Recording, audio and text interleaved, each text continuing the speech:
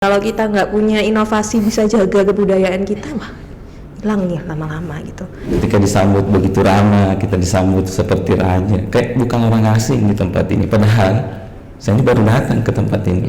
Kalau bahasa Bugis Bu ya, pemilihan anak dara nakal lolo sopeng, Oh, gitu. itu artinya pemilihan anak-anak cantik dan laki-laki gantengnya. Saya masuk kategori loh. Pembelajaran itu terpusat pada siswa, kemudian pembelajaran itu berpihak kepada siswa yang sekarang sudah ditanamkan dengan teori Ki Hajar Dewantara. Kalau Ki Hajar Dewantara itu sudah saya terapkan Pak, dulu ada 100 tokoh itu, saya masih tetap mengadopsinya Ki Hajar Dewantara.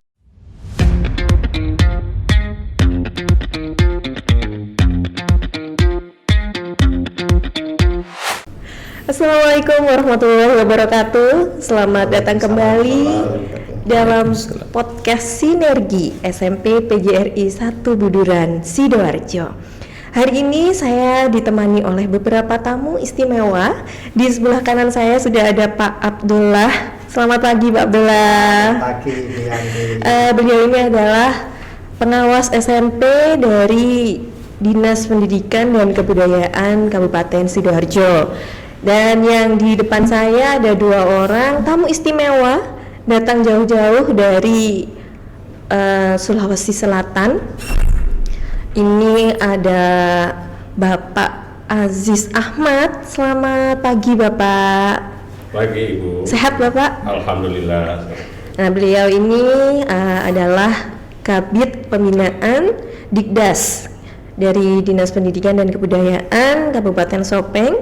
Dan yang berikutnya ada Ketua MGMP Bahasa Indonesia. Ya, Bapak, mohon maaf saya kok terlupa namanya. Ya, oh iya, nama saya Kamarudin. Bapak Kamarudin. Iya. Alhamdulillah. Jadi Pak Kamarudin sama Pak Aziz Ahmad ini jauh-jauh dari Sulawesi Selatan datang ke Sidoarjo dalam rangka studi tiru ya, Bapak.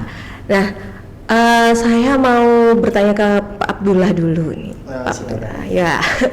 Pak Abdullah, ini kan ada rekan sesama pendidik gitu ya, datang jauh-jauh dari Kabupaten Sopeng. Kalau menurut Pak Abdullah sendiri, apa sih kira-kira nilai plus pendidikan di Sidoarjo yang bisa dibawa ke Kabupaten Sopeng? Terima kasih Bu Yanti. Sidoarjo itu kalau saya katakan sebuah kota, sebuah kabupaten di mana pendidikannya itu sangat cepat sekali untuk menangkap reaksi dari aturan yang digulirkan oleh pemerintah. Dan saya ambil salah satu contoh aja. Di Sidoarjo itu ada 9 sekolah penggerak untuk negeri, kemudian swastanya 6 total. Insya Allah sekolah penggerak itu, mohon maaf, total insya Allah sekitar 15 untuk SMP. Saya agak juga lupa ingat. 9 swasta, kemudian 6 negeri. Nah, tetapi dari sini tidak berhenti, hanya berhenti di sekolah penggerak. Ya. Tetapi hebatnya di Sidoarjo, teman-teman yang berada di sekolah penggerak ini, ilmu itu tidak hanya dimiliki oleh sekolah itu, sekolah yang hanya sekolah penggerak aja, tetapi ini disebarluaskan. Artinya keberhasilan pribadi itu hal yang biasa, tetapi keberhasilan yang bersama itu adalah keberhasilan yang luar biasa. Itu yang kami inginkan. Sehingga gerakan dari teman-teman yang sekolah penggerak ini mendesimasikan kepada seluruh sekolah-sekolah yang berada di Sidoarjo. Dan di negeri itu sudah diterapkan, yang sudah dibagi ke dalam beberapa klaster. Dan juga di swasta itu Rabu depan insya Allah juga akan dilakukan yang namanya diseminasi kepada seluruh sekolah-sekolah swasta yang juga dibagi ke dalam klaster-klaster. Dan hebatnya lagi, teman-teman pengawas, walaupun teman-teman pengawas yang tidak masuk di sekolah penggerak, namun kami punya yang namanya agenda atau program. Setiap 1 bulan sekali kami saling berbagi informasi. Oke. Apa yang kami peroleh kepada teman-teman. Itu. Jadi kalau bisa saya ini ya Pak Abdullah, berarti Sidoarjo ini kayaknya sudah siap sekali menjalankan kurikulum yang baru ya? Sidoarjo selalu siap. Selalu siap gitu tuh ya. Kalau kata orang tua saya nih Pak Abdullah, kita tuh Sidoarjo itu pantang tolak tugas. Jadi mau gimana pun, mau dibuat jatuh, pokoknya kita harus maju gitu ya Pak Abdullah. Dan seperti kami di pengawas, misalkan saya ambil salah satu contoh aja, kurikulum Merdeka. Di kurikulum Merdeka itu karakteristiknya apa? Oh, di situ adalah karakteristiknya, materinya esensial. Dan sekarang kami berpikir materi yang esensial yang dimaksud itu bagaimana?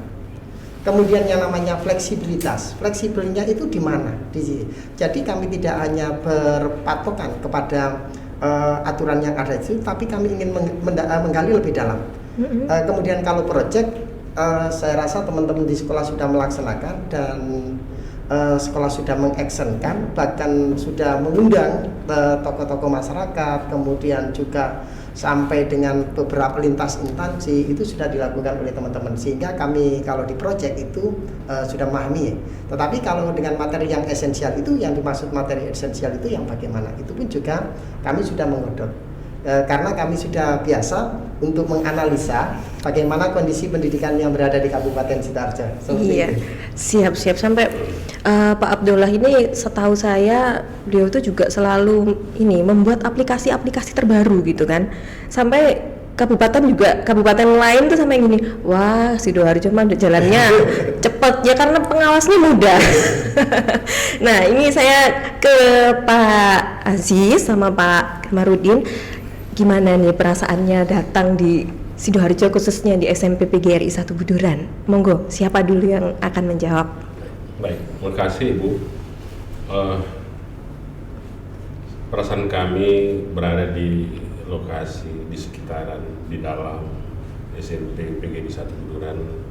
Alhamdulillah, seperti tadi kami sampaikan, kami sangat berbangga, terharu atas melihat sambutan warga SMP PGRI 1 Buduran. Karena ini merupakan satu agenda teman-teman dari khususnya di MGMP Bahasa Indonesia Kabupaten Sopeng, ingin melihat secara langsung seperti apa kondisi daerah lain, kemudian terkhusus di persekolahan. Alhamdulillah hari ini kita bisa bersama-sama di SMP PGRI 1 Buduran. Iya, kalau dari Pak Kamarudin sendiri gimana nih Pak? Ya, jadi kesan saya pertama ketika disambut, saya rasanya berada di sini bukan orang asing. Begitu. Iya, saya rasa bukan orang asing. Ini kesan pertama saya. Iya.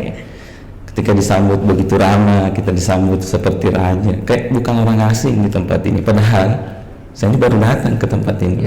Biasanya kalau kita berada di tempat yang baru, biasanya kita merasa orang asing. Iya. Tapi alhamdulillah ya, saya sangat senang, bahagia sambutan dari warga SMP PGRI 1 Buduran ini, Kabupaten Sidoarjo. Ya, kami rasanya bagian dari keluarga ini. Ya, begitu yang kami rasakan. Iya. Jadi ini ada ini Pak Abdullah. Jadi awalnya itu kan memang ada semacam agen yang datang ke sekolah kami gitu. Kalau menceritakan ada yang akan berkunjung, terus beliaunya sebenarnya nggak minta waktu yang lama, hanya 1 jam aja gitu. Tapi kok saya berpikir, wah 1 jam aja dapat apa gitu kan. Sebenarnya saya pinginnya kan kita jadi kenal dekat. Akhirnya kita susun dan kita rangkai acaranya. Alhamdulillah hari ini bisa berjalan lancar, sampai ke podcast ini pun juga akhirnya berjalan lancar. Dan Pak Abdullah ini sebenarnya juga agak gimana gitu ya saya itu sama Pak Abdullah ini, karena judulnya awalnya itu mau minta ada keperluan lah antara pengawas sama sekolah gitu ya. Terus Pak, tapi ini tanggal 1 ada ini Pak tamu. Oh yaudah saya kesana aja tanggal 1. Ini Pak Abdullah itu juga sangat siap sekali. Walaupun tadi agak ini Pak ya, agak shock terapi kayaknya. Karena nggak dikasih tahu untuk sambutan. Biasa Pak, di prank Pak. Ya kalau tadi saya di prank sama guru saya Pak, nah ini sekali-sekali saya ngeprank pengawas gitu. Asal jangan coba-coba Pak Abdullah nanti ngeprank kepala dinas Pak, jangan Pak. Oh tidak. Agak bahaya. Jadi Pak, kemarin saya sempat browsing ya gitu, browsing Kabupaten Sopeng dan lain sebagainya. Saya tuh tertarik sama salah satu program di sana mungkin ikut dinas pendidikan atau mungkin provinsinya ya Pak, ada yang namanya Laseda kalau nggak salah. Jadi seperti lawatan dari siswa-siswi SMA ini ke sekolah-sekolah atau ke daerah-daerah yang punya istilahnya jadi destinasi wisata. Ya. Nah ini saya penasaran nih, barangkali Pak Aziz bisa menjelaskan prosesnya, nanti Pak Abdullah mungkin bisa meniru. Nah kita kan studi tiru ya Pak ya, jadi kita saling meniru lah gitu. Gimana Pak Aziz? Terima kasih Bu. Jadi terkait dengan apa Ibu ya sampaikan tadi, memang kelihatannya ada yang melakukan lawatan kunjungan ke daerah-daerah wisata itu, khusus anak-anak SMA, SMK. Ini adalah merupakan suatu program yang dibina langsung oleh provinsi. Oke. Karena kami di daerah kita hanya bina mulai dari PAUD sampai tingkat SMP. Oke. Tapi kelihatannya memang ada yang seperti itu ya. Di sisi lain dia akan belajar di luar terkait dengan alam. Nah, begitu juga sambil dia wisata juga seperti itu.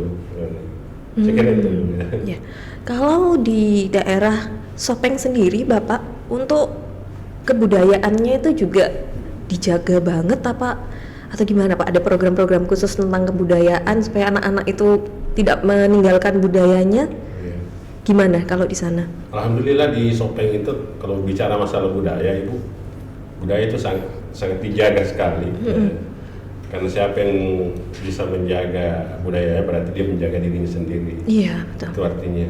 Kemudian kita di Sopeng itu kebetulan dinas pendidikan kami adalah dinas pendidikan dan kebudayaan, jadi otomatis di sisi lain itu mengurusi tentang kebudayaan. Terkhusus untuk siswa-siswa kemarin ini ada kegiatan-kegiatan, ada namanya pemilihan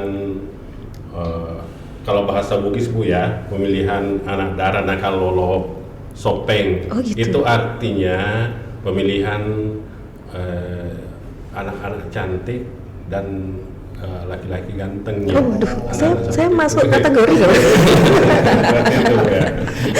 Iya, jadi itu setiap tahun dilaksanakan. Gitu. Kebetulan kebudayaan yang melakukan. Kemudian di sisi lain ada memang program kebudayaan dilakukan di setiap desa bahkan kecamatan itu, kegiatan-kegiatan leluhur yang selalu kita budayakan sehingga ini tidak lenyap dari lingkungan kita.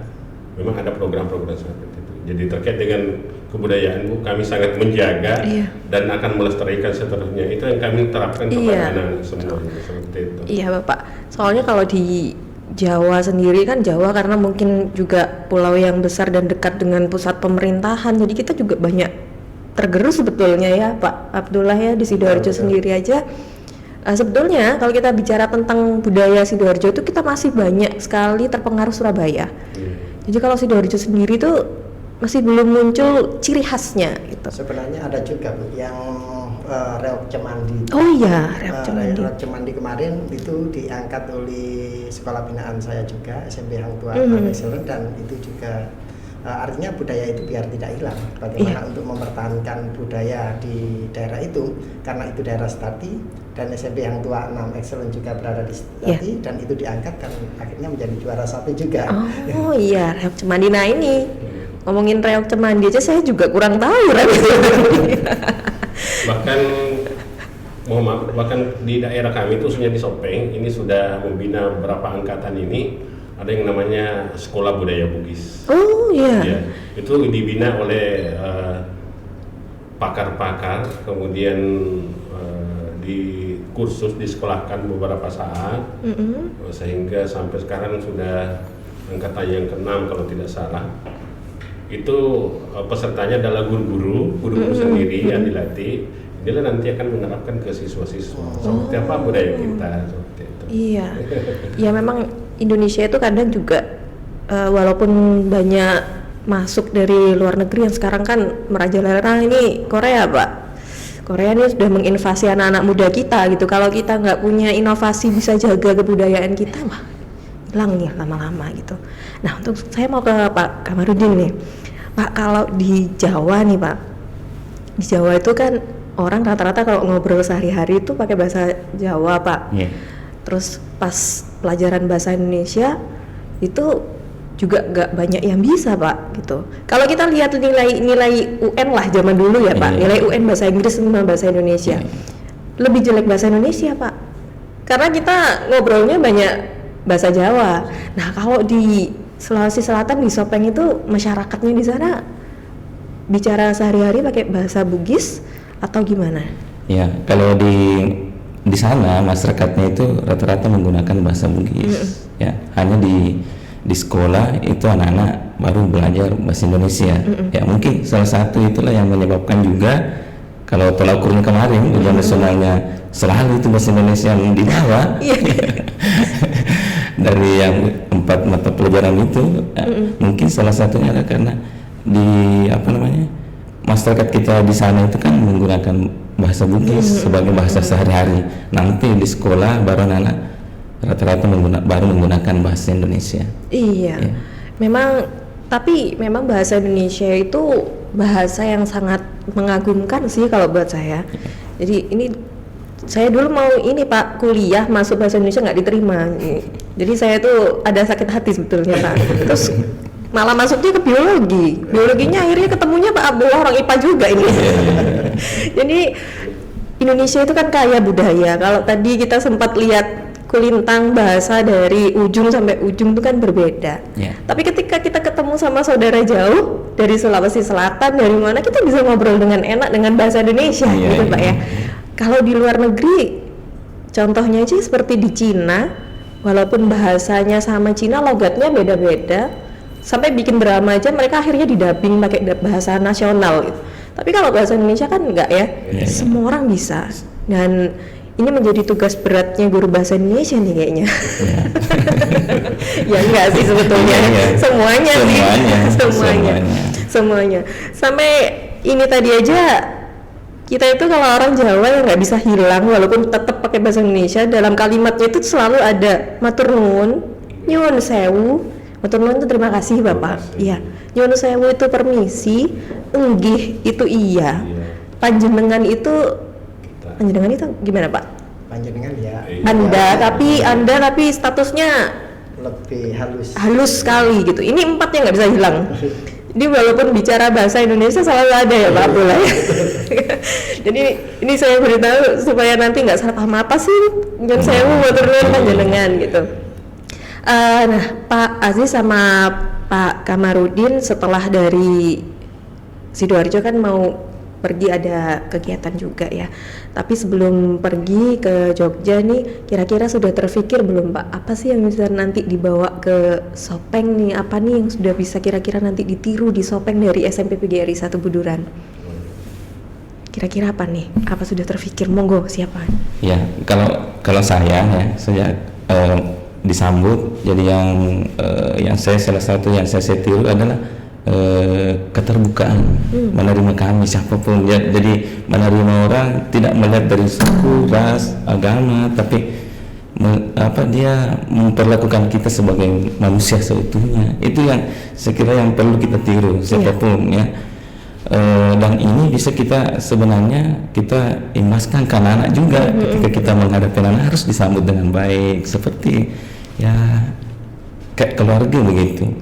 Sehingga informasi di antara kita itu tidak ada yang tertutupi. Gitu. Saya kira itu yang salah satu kesan pertama ya. Itu pertama. Yang kedua, ketika masuk, wah ternyata anak-anak kita ini bisa menampilkan budaya daerah, memunculkan budaya daerah. Saya kira ini bisa dimunculkan adanya latihan, adanya pihak sekolah yang mendukung.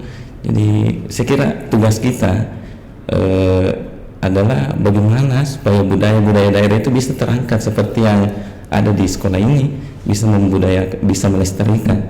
Saya kira itu yang perlu saya tiru menurut saya, salah satunya. Gimana kalau Pak Aziz? Makasih Bu, kalau kami sesuai dengan apa yang disampaikan Pak Kamarudin tadi, bahwa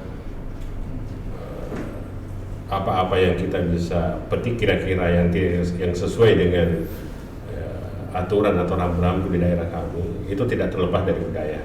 Hanya saja mungkin kalau kita bicara masalah budaya itu tadi bilang bahwa itu adalah satu tujuan bagaimana melestarikan budaya masing-masing kan seperti itu. Kemudian yang kedua, kami bisa petik di sini bahwa luar biasa SMP PGRI 1 Buduran prestasi yang dicapai, Bu.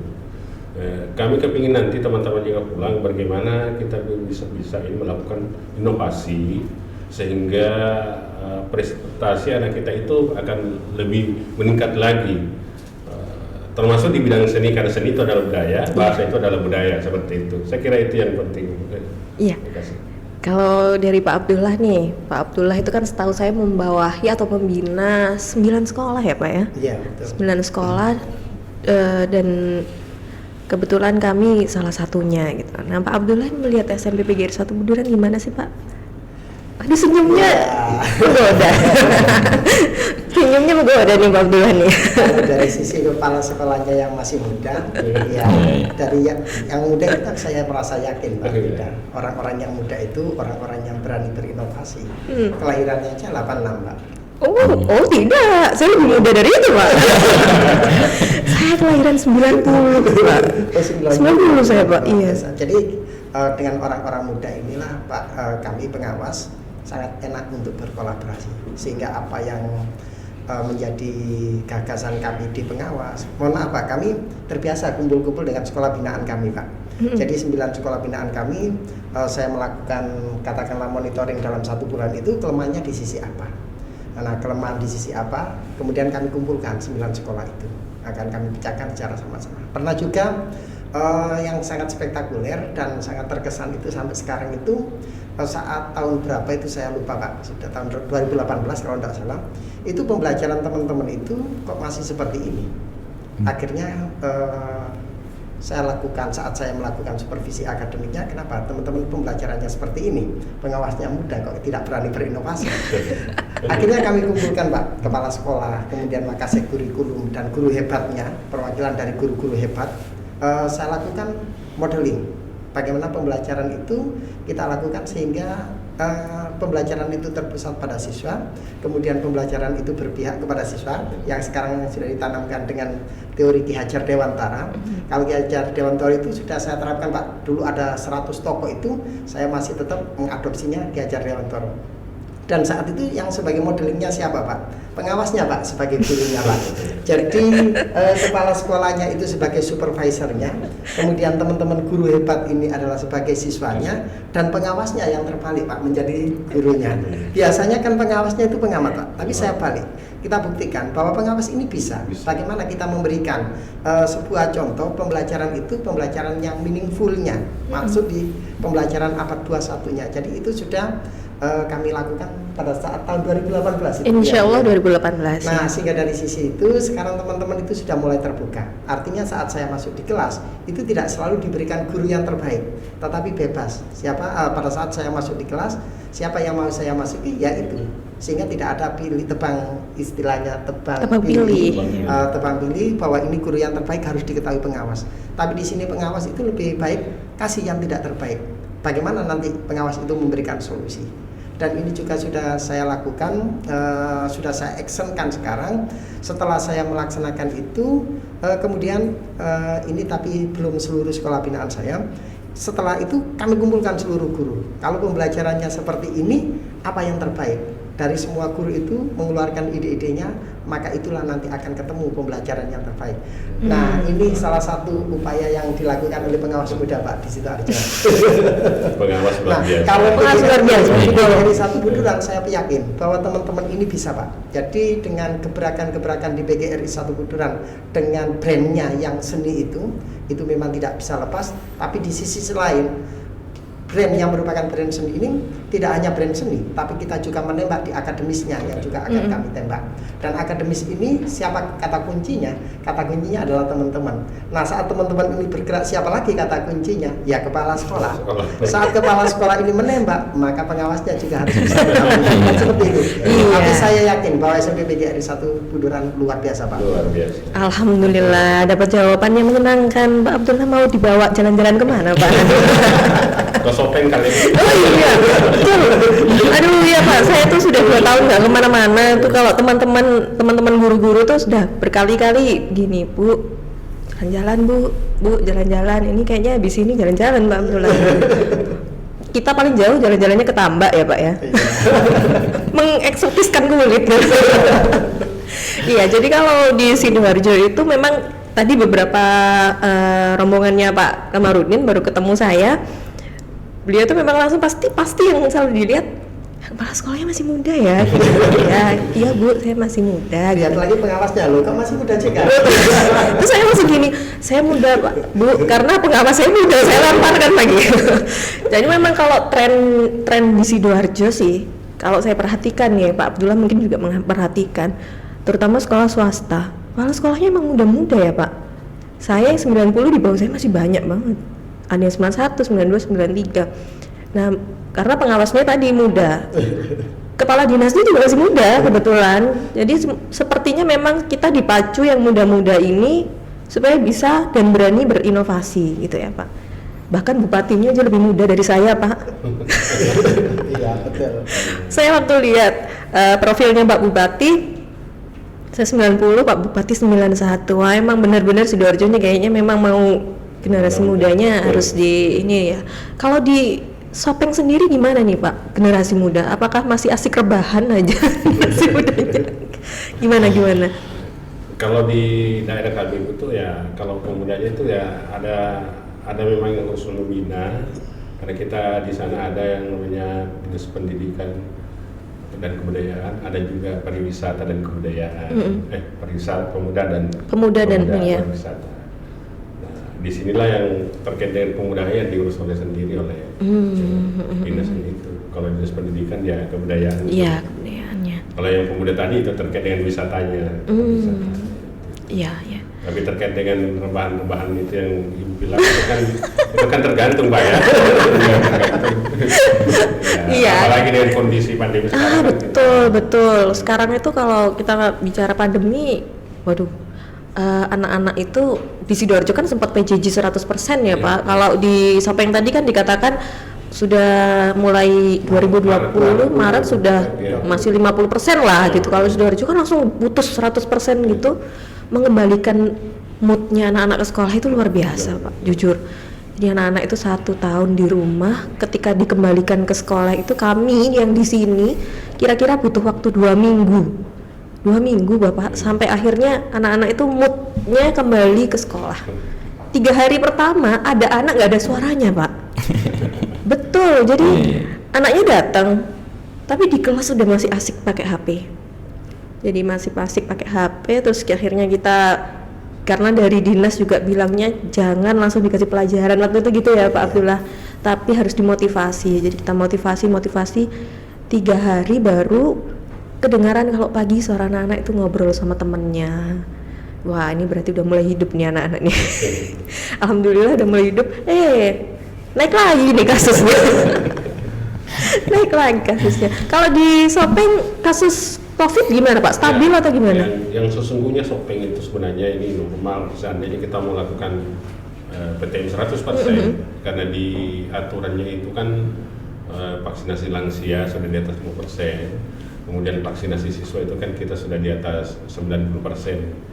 Ya sesungguhnya kita sudah bisa melaksanakan, tetapi kami di Sopeng itu masih was-was untuk melakukan seperti itu. Hanya saja seperti Ibu bilang tadi bahwa ya sesungguhnya di Sopeng itu kemarin waktu masih PJJ ini kita sudah ditagih orang tua, karena orang tua juga sudah jenuh kan. Sehingga kita lakukan seperti itu, walaupun pada dasarnya bahwa kita hanya 50%. Sampai hari ini ya kita masih terbatas seperti itu. Masih 50% ya Pak? Ya, itu kan. Kemudian selanjutnya karena kami kepingin nanti kalau sudah normal kita akan kembali sesuai dengan surat edaran, bahwa kita akan melakukan sesuai dengan ketentuan yang ada sesungguhnya. Padahal ini sudah ada aduan, sudah ada masukan sebenarnya dari teman-teman kepala sekolah. Dia sudah mau sekali untuk melakukan 100%. Kami dari dinas pendidikan yang mengurusi terkait dengan ini mau maaf dulu. Kita lihat perkembangan. Apalagi akhir-akhir ini kan ya. Iya. Kemudian selanjutnya terkait dengan kunjungan kami di sini, mohon maaf Ibu Bapak pengawas. Jadi kami ke sini bukan hanya izin ke Madinah, kami langsung izin ke Bupati. Oh iya. Iya, karena kami tidak mau keluar daerah, apalagi kondisi pandemi. Iya betul.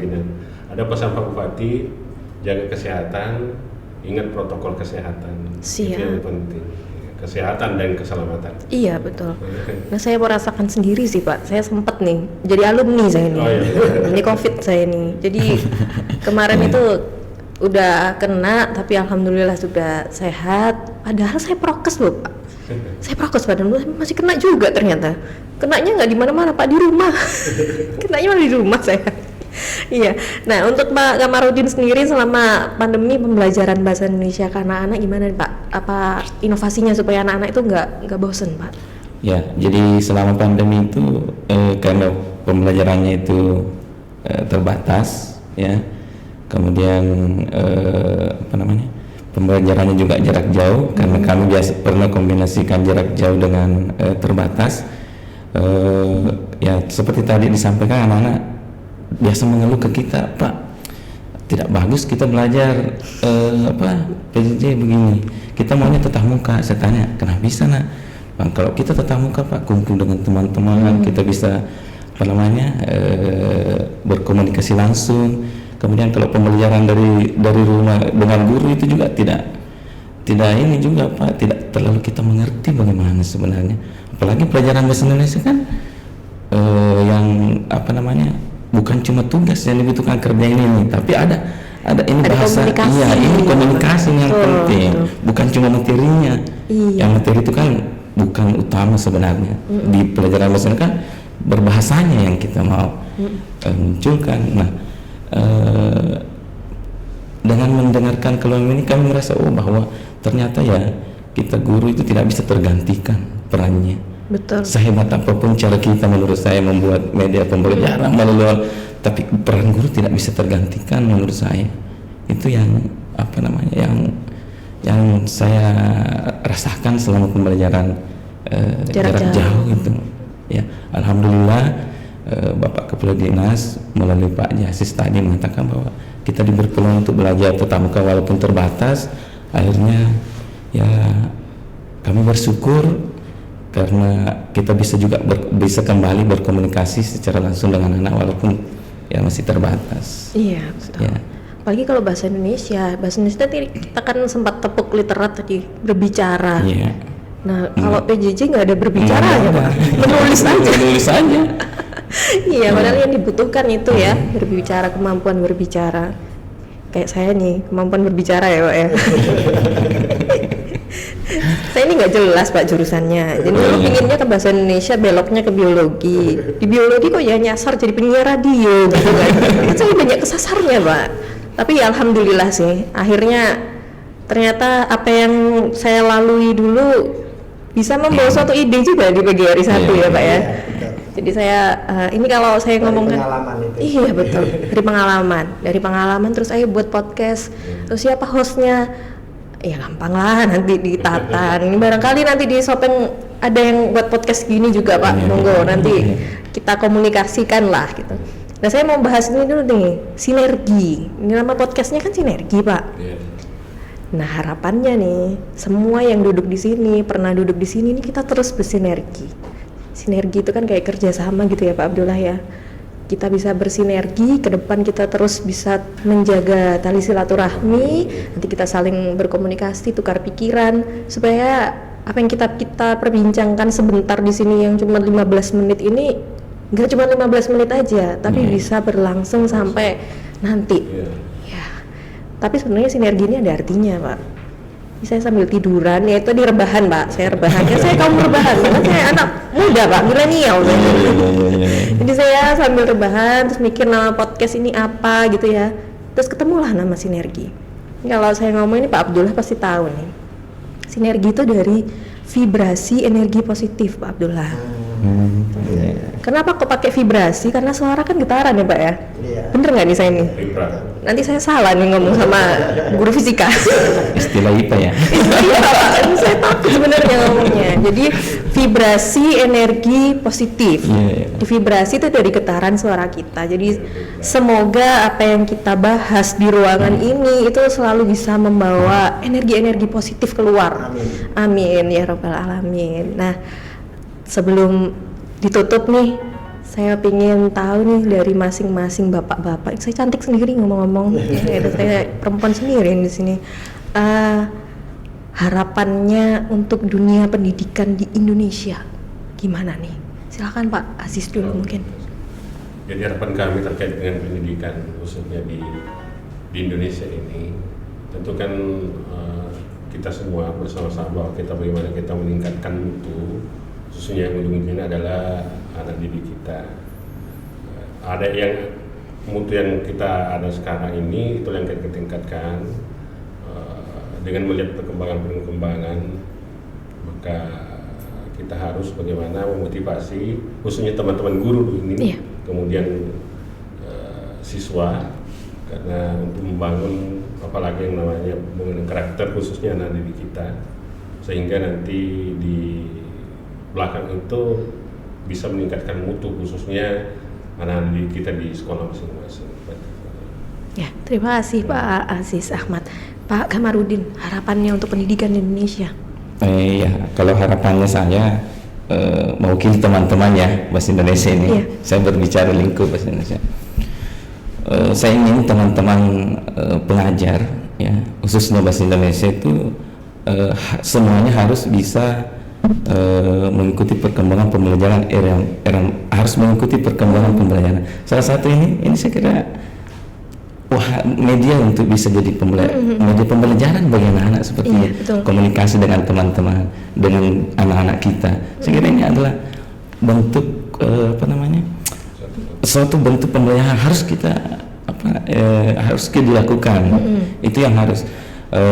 Kemudian sebagai guru bahasa Indonesia, kita itu jangan mengajarkan hanya teori bahasa Indonesia saja. Misalnya apa itu kalimat, harus bisa juga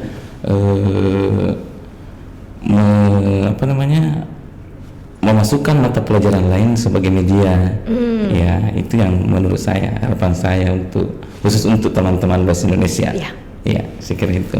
Iya. Saya sebelum ke Pak Abdullah nih ada kalimat yang ini Pak, memasukkan materi lain ke dalam bahasa Indonesia. Saya jadi ingat PBKN Pak Abdullah. Ya, pembelajaran berbasis kehidupan nyata. Ini kan digabung jadi satu nih. Nah, Pak Abdullah nih, mungkin mau jelasin sedikit PBKN boleh sambil sekalian harapannya untuk pendidikan di Indonesia, Pak Abdullah. Terima kasih. Jadi sebenarnya PBKN itu sudah dimunculkan Sidoarjo sebelum adanya kurikulum merdeka, Pak. Jadi kami itu sudah melangkah di istilah yang namanya PBKN, pembelajaran berbasis kehidupan nyata, yang sekarang sudah muncul profil pelajar Pancasila yang ada 6 elemen atau 6 dimensi itu. Tapi di kami Pak sebenarnya sudah melangkah. Jadi proyeknya anak-anak itu apa? Kalau sekarang proyeknya kan kita masuk di penguatan profil pelajar Pancasila. Artinya gini, saat itu saya berpikir saya itu sekolah mempelajari yang namanya fisika ini untuk apa di kehidupan saya nanti. Saya nggak paham saat itu. Saya pinter Pak, saya pinter matematika Pak. Saya pinter matematika ini, saat saya pinter nanti di kehidupan saya itu untuk apa matematika ini. Kemudian saya pinter fisika ini untuk apa.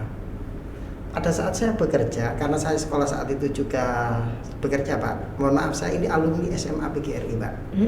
Kuliahnya aja yang di negeri Pak. Jadi saya SMP-nya swasta, SMA-nya swasta, kuliahnya aja yang di IKIP Surabaya, kemudian S2-nya di UNESA. Saat saya di SMA itu saya sudah berpikir ini untuk apa saya belajar matematika. Atau saya bekerja itu saya memilih udang windu itu ini sekian tidak butuh saya namanya matematika, cukup saya kalkulator, saya perkirakan bahwa jumlahnya ini nanti 1 kilo berisi sekian windu. Apa? Nah itulah pada akhirnya ilmu yang saya peroleh ini harus bermanfaat. Kalau ilmu ini bermanfaat, saya pandai matematika, saya pandai fisika, berarti nanti saya harus jadi guru fisika. Yang latar belakangnya hanya seperti itu Pak. Sehingga ilmu sekolah saya itu nggak sia-sia, berpikir saya di situ, cukup sederhana. Nah, sekarang harapan saya di teman-teman guru, saat kita membentuk anak-anak, karakternya anak-anak ini bagaimana kita bentuk, ini kan kata kuncinya adalah guru. Bagaimana guru-guru ini membentuk karakter dari siswa. Sebenarnya pinter saya kan juga bukan karena saya Pak, saya sekolah juga pernah tidak naik Pak. Tidak naik kelas juga Pak. Tapi karena ada salah satu guru yang memotivasi setelah saya tidak naik, kemudian saat saya tidak naik kelas 4, guru kelas 5 itu yang teman-teman saya diajar oleh guru itu mengatakan, Abdullah sekarang pandai. Satu kalimat yang sangat berkesan pada saya itu membangkitkan motivasi saya untuk belajar. Sehingga dari ini muncullah karakter yang pantang menyerah. Dari ucapan seorang guru, akhirnya saya mau belajar Pak. Walaupun saat itu belajarnya ya masih lontang-lantung Pak, karena belum ada listrik saat itu. Terus lagi SMP, saya diperkuat lagi oleh salah satu guru. Hanya sebuah kalimat yang cukup sederhana, Abdullah pinter. Itu Pak, luar biasa Pak. Jadi ucapan seorang guru itu memang sangat menentukan karakter dari siswa-siswi kita. Apa yang saya harapkan sekarang di pendidikan ini, yang kita bangun adalah karakter anak itu. Saat anak-anak ini sudah kepegang yang namanya karakternya, sopan santunnya, kalau sekarang sudah dimasukkan di profil pelajar Pancasila, maka anak-anak itu otomatis akan mencari sendiri pengetahuan itu. Jadi saya dari ucapan guru itu pengetahuan saya gali, saya cari. Tapi karakter sudah dibangun oleh orang tua, oleh guru, oleh masyarakat. Nah, kemudian setelah teman-teman ini sudah memberikan yang namanya pengetahuan, maka pengetahuan ini anak-anak muncul yang namanya keterampilan. Maksud saya, keterampilan itu bukan hanya sekedar keterampilan yang mereka punyai, tapi keterampilan itu berdasarkan dari pengetahuan yang ia miliki. Sehingga yang katakanlah di kurikulum 13 itu yang namanya sikap, pengetahuan, karakter, yang sudah sekarang dipertajam lagi oleh yang namanya kurikulum merdeka dengan profil pelajar Pancasila. Nah, ternyata itu sekarang sudah bergerak teman-teman ke arah proyek. Saat proyek ini dilakukan, di karakter apa yang dibidik oleh teman-teman untuk menggulkan yang namanya proyek itu. Nah, dari sisi itu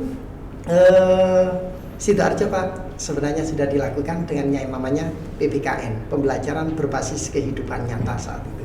Itu yang sudah dilakukan oleh Sidoarjo Pak. Gara-gara kepala sekolah muda ini. Nah, ini sebetulnya kalimat gara-gara kepala sekolah muda ini motivasi Pak ini aslinya Pak ya. Terus gimana Pak harapannya pendidikan Indonesia? Saya ke Sekup Sidoarjo dulu.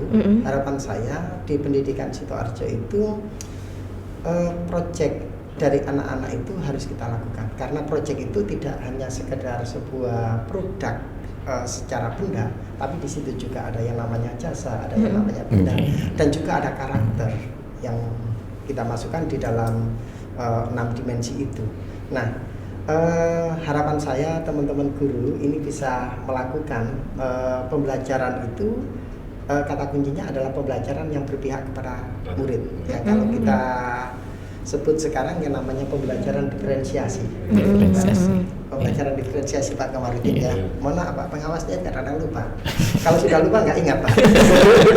Jadi pembelajaran berdiferensiasi itu artinya kita lihat dulu kebutuhan-kebutuhan yang diinginkan oleh siswa kita.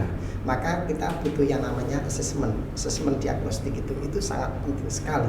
Nah, inilah yang harus kita gerakkan di teman-teman guru-guru di Sidoarjo yang sekarang teman-teman sudah mulai bergerak, agar ini tidak hanya diketahui oleh beberapa sekolah yang hanya sekitar 15 sekolah, tapi ini akan diketahui oleh seluruh sekolah yang berada di Kabupaten Sidoarjo, baik negeri atau swasta, yang pada akhirnya nanti karakter, kemudian pengetahuan, kemudian yang namanya keterampilan itu menjadi satu kesatuan. Jadi sekarang anak cerdas itu adalah anak yang karakternya bagus, pengetahuannya baik, dan anak itu juga terampil. Kalau dulu yang namanya anak cerdas itu adalah anak-anak yang berpengetahuan luas.